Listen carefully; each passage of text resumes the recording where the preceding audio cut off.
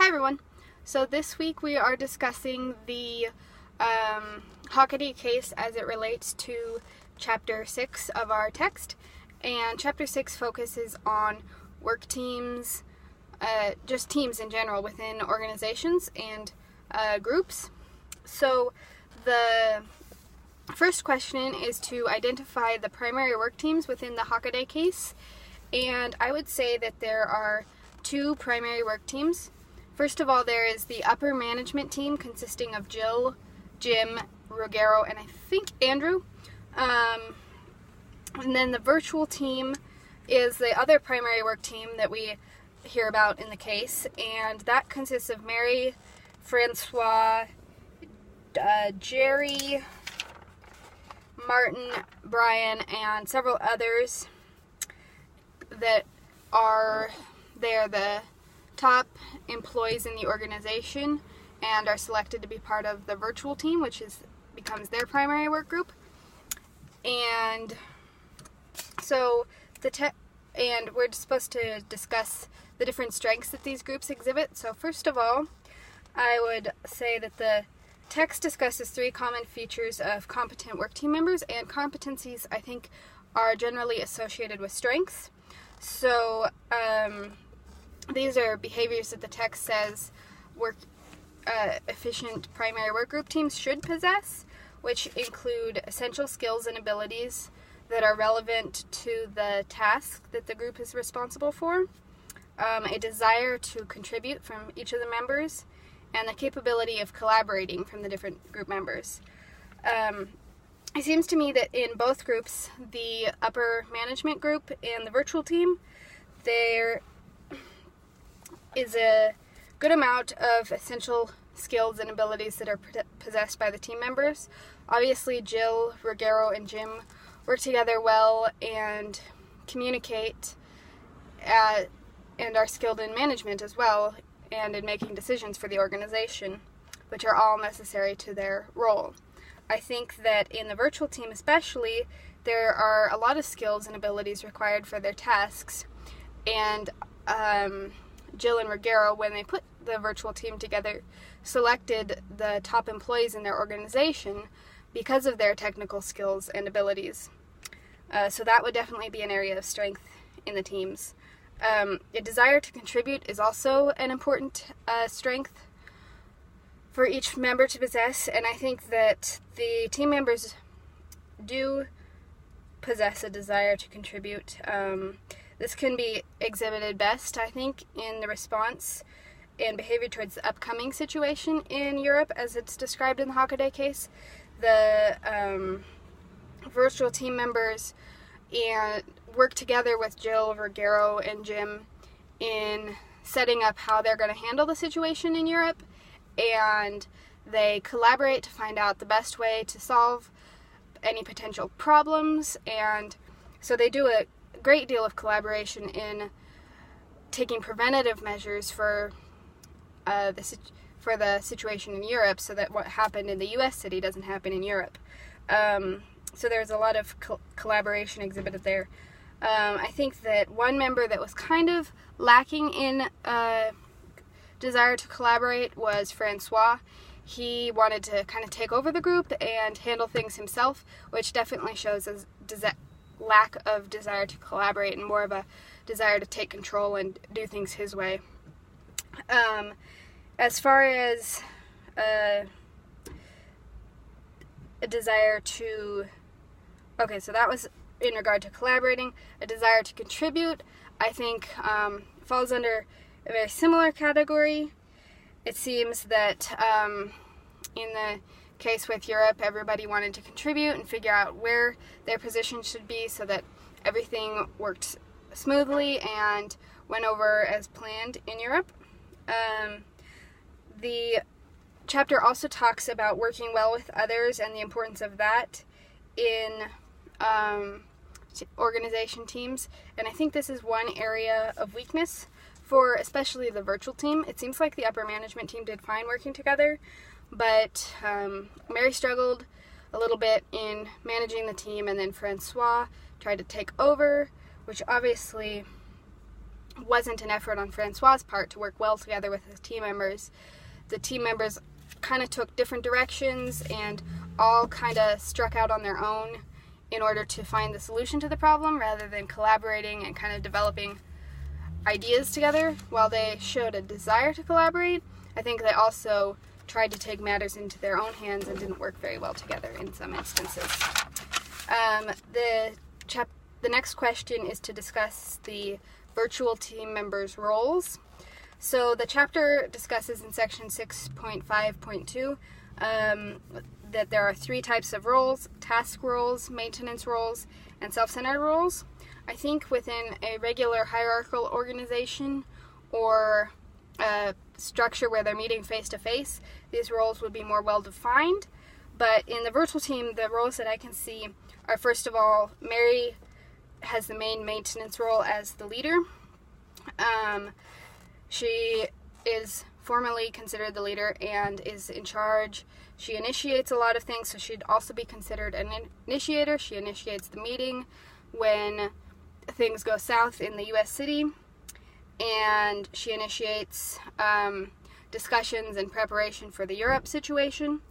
I think that as far as task roles go, Martin, Brian, and Jerry could be considered opinion givers or initiators. They automatically gave their opinion that it could be a hardware problem or a software problem and proposed ideas for working on that and asked to be released to go research that. So definitely they could be considered opinion givers, and they also initiated the first action steps that the team really took in figuring out the issue in the U.S. city. I think that Francois is our main example of a self-centered role. He tried to take control. I suppose that can be considered a dominator. He wanted to dominate the group and enforce his own ideas and positions on things. Also could be considered a negative blocker. He didn't really like the way Mary was handling things, so he kind of tried to block what she was doing and take over.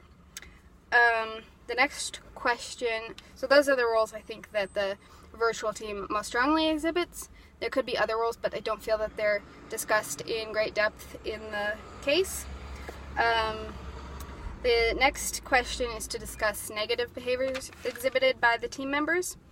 I think that the main negative behavior that would be exhibited would be, it says arguing stubbornly for their own ideas or positions.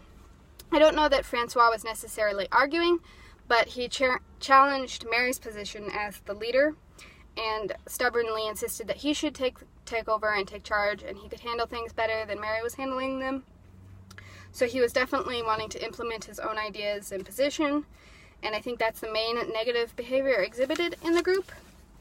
The text discusses a number of different negative individual behaviors, including suppressing differences of opinions and conflict, working for quick agreement, pitting people against one another, using power wrongly, and being unresponsive to email communication and online communication in general. So while the virtual team had a lot of issues, I don't think they exhibited very many negative individual issues. They seemed to be, for the most part, good communicators. They did fall back into their native languages when everything kind of went chaotic. But they really did handle themselves quite well, with the exception of Francois trying to enforce his own opinions on everyone in the group. The next question was lessons that Jill should consider from Chapter 6. So I think that one of the main lessons she should consider is the importance of informal groups alongside formal groups in an organization. The text discussed how it's important for people to be able to form informal organizations where they can interact socially and build social networks and support groups for one another. And I think that in eliminating face-to-face communication and going strictly to virtual communication, Jill pretty much eliminated any social connections her employees and the virtual team could have developed. I think that theirs was exclusively a formal structure, and they weren't really given a lot of leeway for developing informal groups or having any sort of social interaction, which is a large part of why they weren't able to create a lot of shared reality and understanding between one another. I think another important consideration, lesson Jill could have learned from Chapter 6 is the importance and the impact of cultural differences. It's important for, obviously, the people were coming from different cultures that were placed on the virtual team. They had, between them, there were like 9 members, and they had 3 different languages. So, obviously, if they're speaking a different language, they're from a different culture. So it's likely that different cultural things had an impact on their communication, and they could have worked together more effectively if there had been a greater understanding of those cultural differences. And finally, I think that Chapter 6 would have helped Jill a lot in understanding the challenges of virtual teams. The chapter specifically discusses the challenge of creating a group identity in a virtual team. The group definitely struggled in this area. I think that they had a hard time creating shared reality with one another. They had a hard time creating any sort of personal connections to each other. So they really didn't have a group identity. They were the virtual team, but they didn't really have any personal connection, so they didn't really feel a part of a social team or any specific connection to one another, which I think is an area that they definitely struggled in. And also, a great challenge of virtual teams is cultural differences. Not only, so you can have a virtual team without cultural differences that struggles with identity because of just communicating virtually, but the cultural differences in a virtual team can escalate those differences even more and make life in a virtual team a lot harder.